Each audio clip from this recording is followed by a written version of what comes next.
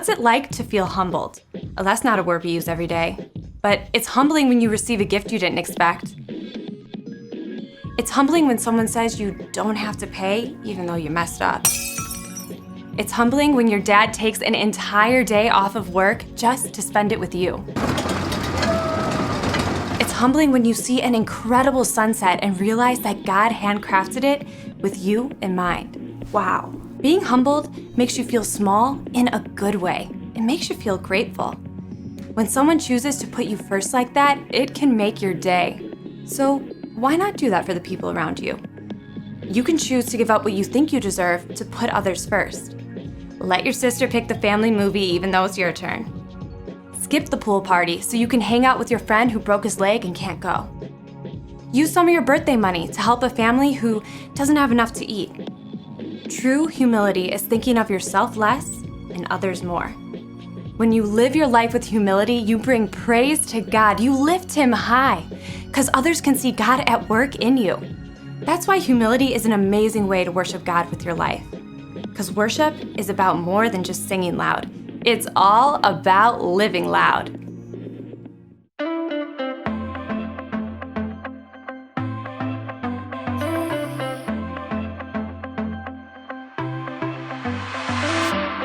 Everywhere that I go, you're there with me. Even in the night when I cannot see, I know you're by my side and I will be just fine. Oh God, you're always good to me. I wanna say thank you. I will live my life to praise you and lift you high. Every night and day I'll follow in your ways. I wanna say thank you. I wanna say thank you, God. Every breath that I take, you give to me. Every brand new day is a blessing. I know you're by my side and I will be just fine. Oh God, you're always good to me. I wanna say thank you. I will live my life to praise you and lift you high. Every night and day I'll follow in your ways. I wanna say thank you. I wanna say thank you, God. I wanna say thank you for mercy and kindness, for grace that is endless, love and forgiveness. I wanna say thank you for mercy and kindness, for grace that is endless, love and forgiveness. I wanna say thank you. I will live my life to praise you and lift you high. Every night and day I'll follow in your ways. I wanna say thank you. I wanna say thank you, God. I wanna say thank you, God. I wanna say thank you, God.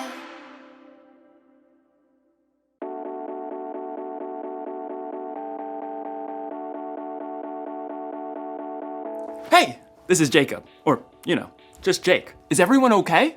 There was like an earthquake or something in my room. I didn't feel it when I was outside my room, but then when I came in the room, everything was turned upside down. My table, my bed, also known as my couch, my Ferrari, my sculpture. That's better. I don't know how this could have. Wait a second. Is there such a thing as roomquake? Yeah, that must be it. Anyway, I'm supposed to talk to you today about something called humility. Humility is putting others first by giving up what you think you deserve. So that means like doing stuff for others, I guess? Like my friend Chris. He's really good at humility. I mean, he humiliates me like all the time. Am I saying that right? Humiliate. Humiliate. He shows humility to me. He's super busy, but he always takes the time to put me first by playing his April Fool's surprises on me. Like the time he put my keys in Jell-O. Or the time he made me a tray of brownies.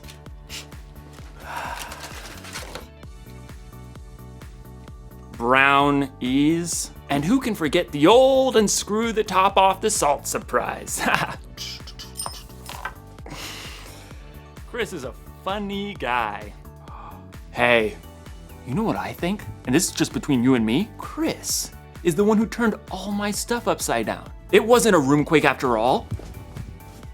This must have taken a really long time. I mean, he turned all my stuff upside down. I do need to call my mom. This must have taken a lot of work. I'm not sure that it's fair that Chris keeps playing all these April Fool's month surprises on me, and I haven't even got him once. I don't deserve this. What I deserve is to get him back. Was that my toaster? The story today is about Jesus when he prayed in the garden while his friends couldn't even stay awake to keep watch. Jesus didn't deserve that. I wonder what he did about it. Stay tuned. I'm gonna come up with a way to turn the tables on Chris. Chris is gonna notice when he goes in his room the tables aren't the way he remembered them. I'm gonna get the revenge I deserve. I'm gonna get the revenge I deserve! Is what I'm trying to say. Yeah, okay. The Bible. It's 66 books of history, stories, letters, and poetry that fit together to form God's one big story. The epic adventure of how He created us and loves us so much that He made a way to rescue us. As we travel through the Bible, from Genesis to Revelation, we discover people who met God and found their lives changed forever. And now for an amazing story, inspired by the book of Matthew, chapter 26, verses 36 through 56. For months, the Jewish religious leaders had been plotting to silence Jesus. He called us pretenders, snakes! On the Sunday before Passover, Jesus entered Jerusalem to great cheers from the crowds. Blessed is the one who comes in the name of the Lord! But even as the crowd swarmed in to see what Jesus would do and say, one of Jesus' closest followers, Judas, went to the religious leaders with a very sneaky plan. What are you willing to give me if I deliver him over to you? How about a cool 30 pieces of silver? Jesus knew these plans, but he also knew that his mission was to face those who hated him and let them take him without defending himself. He prepared his closest friends for this during a Passover meal, and then afterwards led them out of the city toward the Mount of Olives. Judas had already left them. In a little while, you will no longer see me. Then after a little while, you will see me. I came from the Father and entered the world. Now I am leaving the world and going back to the Father. The air cooled as the evening darkened. This very night, you will all turn away because of me. Peter, the most outspoken of Jesus' friends, quickened his step and tightened his hand on the sword he was carrying. All the others may turn away because of you, but I never will. What I'm about to tell you is true. It will happen tonight. Before the rooster crows, you will say 3 times that you don't know me. I may have to die with you, but I will never say I don't know you. Me too. Same. By the time Jesus and his friends reached the Garden of Gethsemane, they were exhausted. Sit here while I go over there and pray.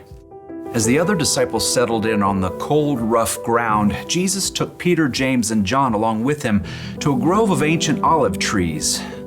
The weight of what was coming pressed down on him. My soul is very sad. I feel close to death. Stay here. Keep watch with me. We're here for you. We got this. Prayers. The 3 friends found seats among the knotted tree roots, and Jesus went on a little further. Then suddenly, he fell down on the ground, face first into the dirt. Words poured out from deep inside. My Father, if it is possible, take this cup of suffering away from me. But let what you want be done, not what I want. After a short time, Jesus returned to his friends. They had all fallen into restless sleep. Jesus touched Peter's arm.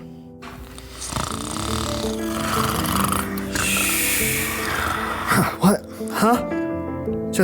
We're just praying. Couldn't you men keep watch with me for 1 hour? Watch and pray. Then you won't fall into sin when you are tempted. The spirit is willing, but the body is weak. We'll stay awake this time. Got you covered. Again, Jesus threw himself down to pray. His pain was so deep, blood and sweat beaded on his forehead. My Father, is it possible for this cup to be taken away? But if I must drink it, may what you want be done. Jesus returned to his friends once more, to find them still sleeping.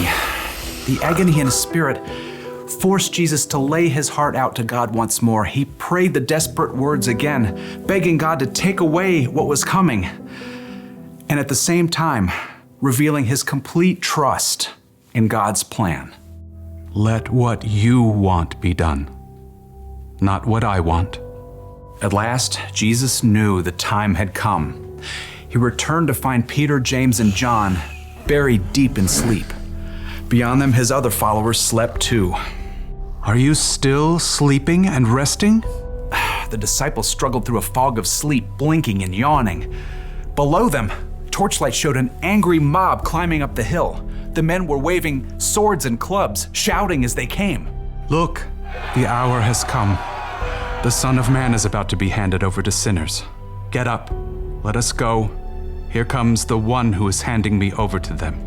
Jesus' friends staggered to their feet, and Peter clutched his sword. As the mob marched closer, they could see the man in front of the mob. It was their friend Judas. Judas? What are you doing? The mob had been sent by the Jewish religious leaders. Judas had already explained to them that he would greet Jesus with a kiss, so they would know exactly which man to arrest. Greetings, teacher. Judas ignored the other disciples and went directly to Jesus, kissing him on the cheek in greeting.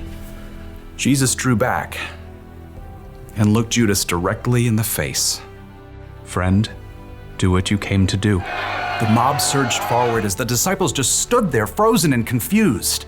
As men grabbed Jesus, Peter suddenly sprang to life, awkwardly drawing his sword. Should we use our swords?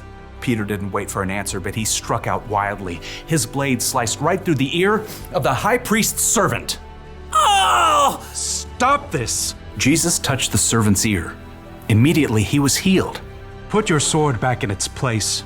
Do you think I can't ask my Father for help? He would send an army of more than 70,000 angels right away. But then how would the scriptures come true? They say it must happen in this way. Jesus turned back to the mob and the men who held him. They hovered there, uncertain, in the flickering light of their torches. Am I leading a band of armed men against you? Do you have to come out with swords and clubs to capture me? Every day I sat in the temple courtyard teaching, and you didn't arrest me. But all this has happened so that the words of the prophets would come true. No one could respond to Jesus. Instead, they arrested him and led him away. And his friends, who said they'd be with him through anything, ran away.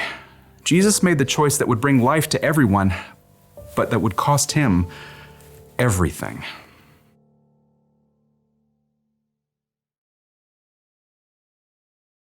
Somebody's gonna get a mustard-filled donut later, and I'm finally gonna get what I deserve.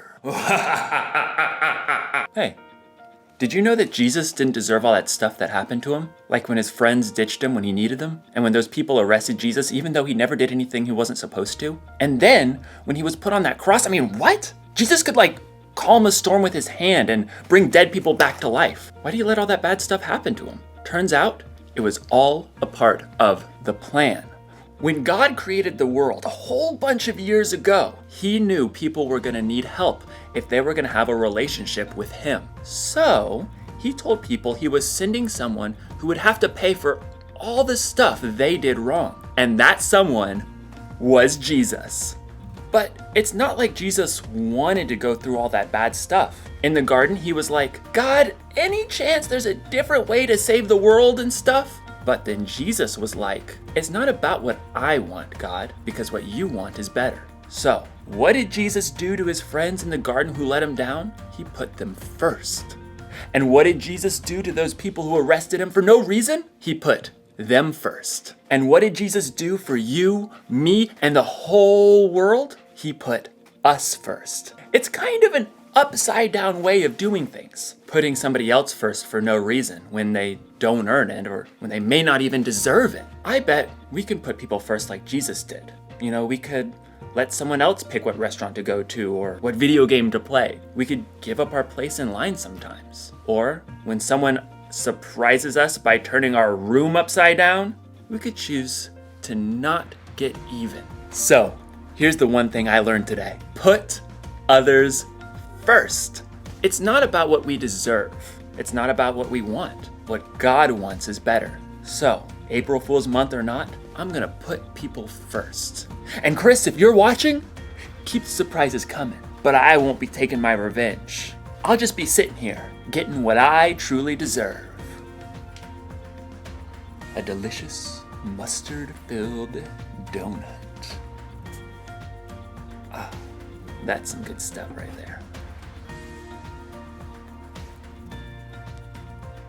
That's some good mustard. Hey guys, Miss Michelle here. Thank you for joining us today. Look who I have with me. Hey guys. It's Hannah. We're excited to be with you to help continue our Sunday story. So wasn't that an amazing story? Humility, putting others first by giving up what you think you deserve. Okay, so we're going to play a game. I'm going to read a story and see if you can catch on to what we're doing. So I have a prize, okay? A little chocolate bar, happens to be mint, which Hannah and I both really like, okay? So here it goes. First, Jesus entered Jerusalem on a donkey, and the crowd pulled off palm branches to welcome him in. The disciples must have been so amazed by all the celebrations that they didn't know where to look first. Jesus knew this would anger some of the other leaders and that the first person they talked to was Judas. He wasn't the first disciple to follow Jesus, but he had been with Jesus a long time and knew his routine. Judas eventually planned to betray Jesus, but first there was a feast to prepare for.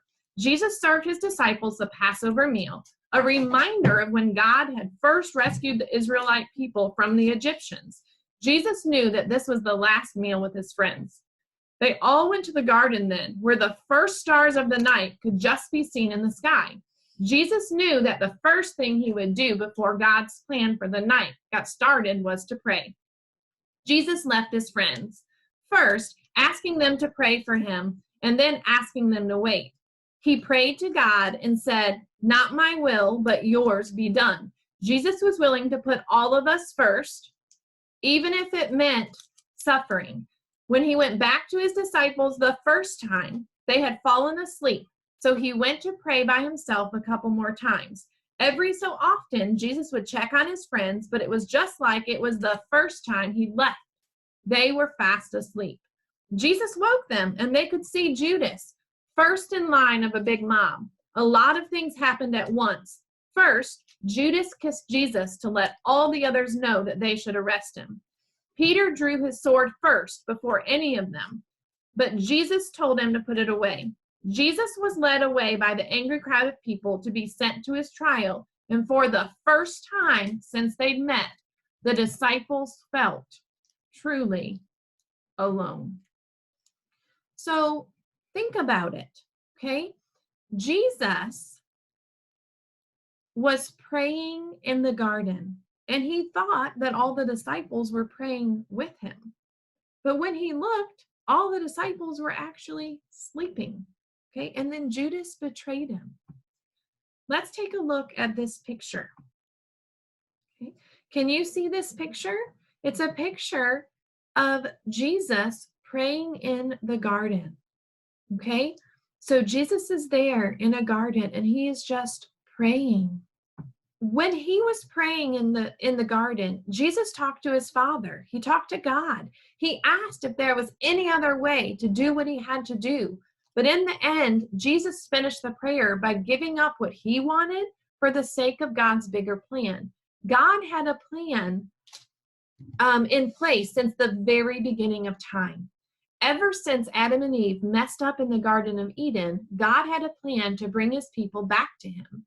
When the time was right, he sent Jesus to be our Savior. Jesus put others first, and we can too. Put others first. Say that with me. Put others first. What does it look like to put others first? Well, it could be a little different every day and in every situation. It could be something as simple as playing a video game that you don't especially like, but your friend really loves.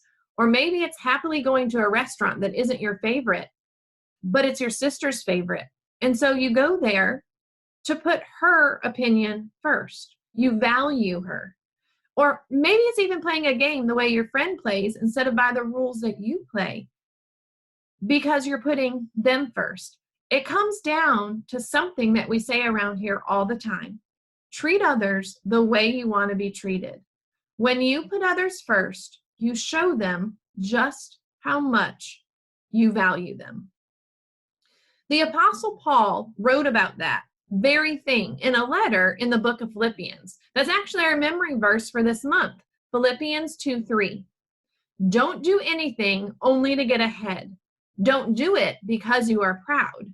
Instead, be humble. Value others more than yourself. Philippians 2:3. Why don't you work on that verse this week? See if you can't memorize it.